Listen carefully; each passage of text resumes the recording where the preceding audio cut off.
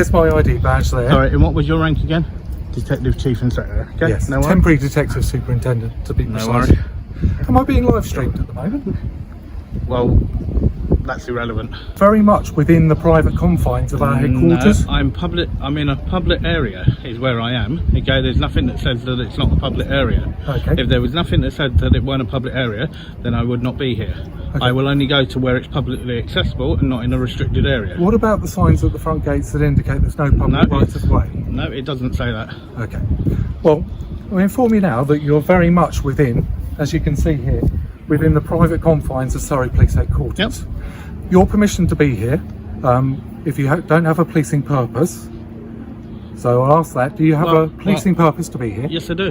What is that? Well, I don't need to discuss that with yourself. Okay, so you don't have a policing purpose that you're wishing to say. That's what you're saying. So I am withdrawing your policing your legitimate purpose to be Okay, here. so you're trying and asking you to go to the deck. So you're trying to remove me from a public property. The encounter begins with a disagreement over the nature of public access and the extent of police authority in publicly accessible spaces. From Auditor Plaud's perspective, the superintendent appears to be suggesting that a citizen must have a specific policing-related purpose to remain on the premises, a requirement Plaud disputes. Plaud's argument relies heavily on the concept of implied permission. The idea that members of the public may generally enter publicly accessible areas unless access is lawfully restricted or permission is properly withdrawn for legitimate reasons. Because the area appears open to the public, he views the superintendent's attempt to remove him as raising broader questions about the limits of discretionary authority. The core tension in the interaction is whether the officer's actions were based on clearly established legal grounds or whether personal frustration with the filming activity began influencing how authority was exercised. From Plaud's perspective, the issue is not simply about access to a building, but about whether public-facing institutions can restrict lawful presence without a clear and objective basis. I'm asking you to return to the boundaries of the grounds. And I am within the boundaries of the grounds. No, you're not. Yes, I am. You're within the private area. No. Show me where it says private. Okay, we'll go back to the Show entrances. me where it says private. Which entrance did you come in? And we'll go there. Okay. So it can be precise. Well, no, you need to go and actually find it and then show me it. I very much disagree on that, I'm afraid. No, not really, because we're going by what the law is, not by what your feelings are or anything like that. We go by what the law is. No, okay? I just said we're that we're governed going by to disagree consent. on that. No, So we're going to have different viewpoints. Yes or no? Are you under your oath today? Sorry? Are you under your oath today? My oath? Yep. Yes, I am. Okay, right, so if you're under your oath, right, I think you should take a careful look at what the oath is, Okay. right, and actually uphold your oath. As long as I commit no crime, okay, and I actually cause no harm or injury to anyone, I am not doing anything illegal. Okay. So Okay, I'm on public property that is paid for by a public service. You're not. Yes, I am. Who pays for the police? You're not. Tell me who pays for the police. When Auditor Plaud raises the issue of the superintendent's oath of office, the interaction shifts into a broader discussion about police accountability and the responsibilities attached to public authority. Plaud's position is that an officer's role is to uphold the law impartially and protect the public, and he questions whether those responsibilities were being applied appropriately in a situation involving a peaceful and non-violent individual. The central issue raised here is the distinction between conduct that is unlawful and conduct that may simply be viewed as inconvenient, unusual, or unwelcome. From Plaud's perspective, discomfort with a citizen's behavior should not automatically justify restricting lawful activity or public access. Okay, it is publicly accessible under Section 33 of the Criminal Justice Act of 1972. Okay, there is nothing that says that I cannot be here. Okay, if you do not want the public in here, then you need to either have a gated area or make it perfectly plain, right, and actually put no public, full stop. That's it. Okay, no public there's nothing that says, no, there's a difference between right of way and public access. Okay, there's a big difference. You have an actual reception, and according to the Criminal Justice Act of 1972, as long as that reception is actually open, okay, you are open to the actual public. Do you know who the MPCC are? Do I know who the emphasis are? Yes, I do. Okay, you do. Okay, so if you care to actually look, there was a memo that got sent to every single force, okay, regarding people filming and on police premises and so on. Yes. Okay, have you ever read that memo? Yes. You have. Okay, so what does it say then? It says that I identify myself to you. I inquire as to why you're here. And then we just try and clarify the situation between the two of us. So it says that you have to try and clarify it, yeah? Is that what you're saying? It makes common sense that I try and clarify why you're here and going around and Well, no, it doesn't actually say that. Okay, so you're trying to put words in there that aren't in that memo. Auditor Plord strengthens his argument by pointing to legal definitions surrounding public places and public access, emphasizing that the station's open and functioning reception area supports the view that members of the public are generally permitted to enter the premises. The disagreement then turns toward police guidance and policy documents. Plord disputes the superintendent's interpretation of the guidance, arguing that publicly accessible photography is not, by itself, unlawful and that members of the public are not generally required to justify their presence simply because they are recording in an accessible area. From Plord's perspective, the concern is not just about the immediate interaction, but about whether guidance intended to clarify police powers was being interpreted too broadly or inconsistently.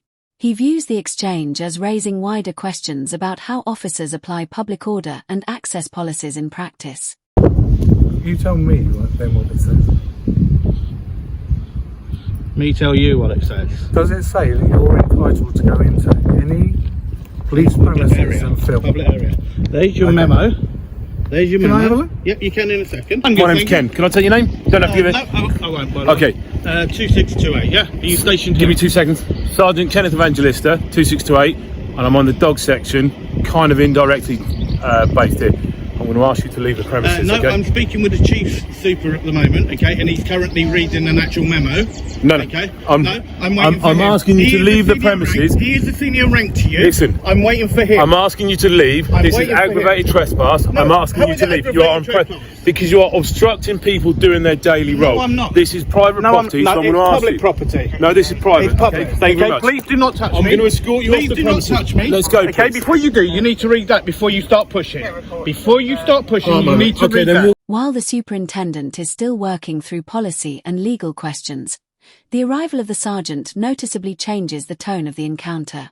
From Auditor Plord's perspective, the interaction shifts away from discussion and toward a far more confrontational approach. The sergeant raises the issue of aggravated trespass under the Criminal Justice and Public Order Act 1994, but Plord disputes whether the circumstances actually meet the legal threshold for that allegation. His position is that peacefully standing with a camera does not automatically amount to obstructing or disrupting lawful activity simply because officers find the filming unwelcome or inconvenient. Plord also views the sergeant's intervention as moving quickly toward enforcement without fully engaging with the facts or allowing the ongoing discussion to develop further. From his perspective, the emphasis appears to shift from clarification and de-escalation toward immediate control of the situation. Doesn't have to be a senior He's officer. your superior. He's not my superior. Yes, He's he my is. senior officer. He's not my superior. He's your superior. Nobody is Okay? my superior He's here. your superior. Senior Okay? officer. It's He's a your rank superior. structure, Well, okay? that's You've what been I'm asked to doing. leave. No, This I'm is waiting for private your property. shit. No, it's public property. The public pay for it, and So that's I've what asked it him is. to leave in relation to aggravated trespass. No, and I'm gonna going escort through him off this. the premises. How is it If you aggravated have trespass? noticed. He's obstructing officers from doing their No, duty. I'm not. If- It cannot be unless straight you have any other reason to be aggravated safe. trespass. And trespass is civil, you have any okay? other And reason. you did not go along the correct line. believe So let's these get that respective correct. offences. Straight for aggravated trespass. It is trespass first, okay, which is civil. Doesn't matter. Let's Okay, go, please, yes it young man. does. Let's go, please. Okay, but then I'll make my way to reception. You're not going to. You're going off No, the I'm premises. entitled to go to Okay, reception. I'm asking you now, sir. Okay, Let's go, please do not grab me. Would you provide your name to me at all? I don't need to. I don't need to. No, I'm just asking. Would you? No. No, you okay. Okay. I will escort you off the premises, Okay. and if necessary, I will use Okay? force. And if so you if do, you it don't will be leave, unlawful, okay, and I will sue you and directly. then you can do that, fella. The interaction escalates further when the sergeant makes comments that, from Auditor Plord's perspective, appear dismissive of oversight and accountability within the chain of command. Plord interprets this as raising broader concerns about how seriously professional standards and supervisory structures are being treated during the encounter. The continued reliance on aggravated trespass also remains a central point of disagreement. Plord argues that important distinctions are being blurred between civil trespass issues and criminal conduct, distinctions that directly affect what powers officers may lawfully exercise. Another major issue arises over access to the public reception area.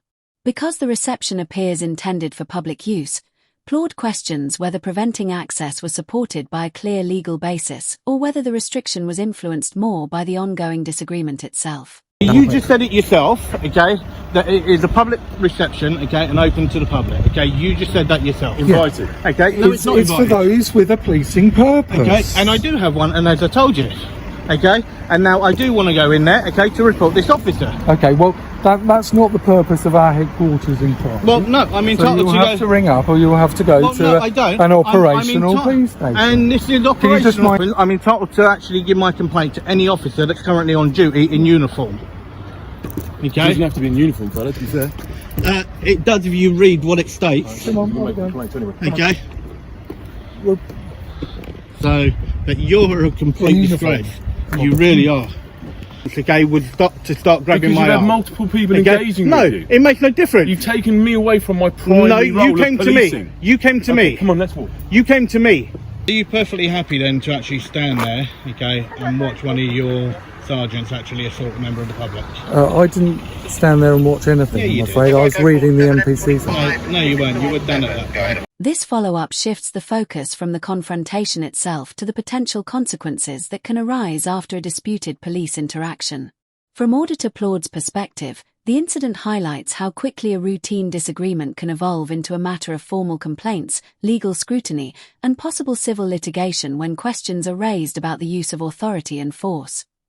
Claude argues that when citizens believe police powers have been exercised improperly, the courts and complaints processes become the primary mechanisms for accountability. In his view, the encounter demonstrates the importance of independent review whenever disputes arise over public access, physical intervention, and the limits of police authority. Another major point of contention is the apparent contradiction between acknowledging the reception area as publicly accessible while simultaneously preventing a citizen from using it to make or pursue a complaint. From Claude's perspective, reporting concerns about police conduct is itself a legitimate use of a public-facing police facility. The sergeant's later comments about being distracted from policing duties are also viewed critically. Claude's position is that the escalation stemmed from decisions made during the interaction itself rather than from the mere presence of a peaceful individual filming and asking questions.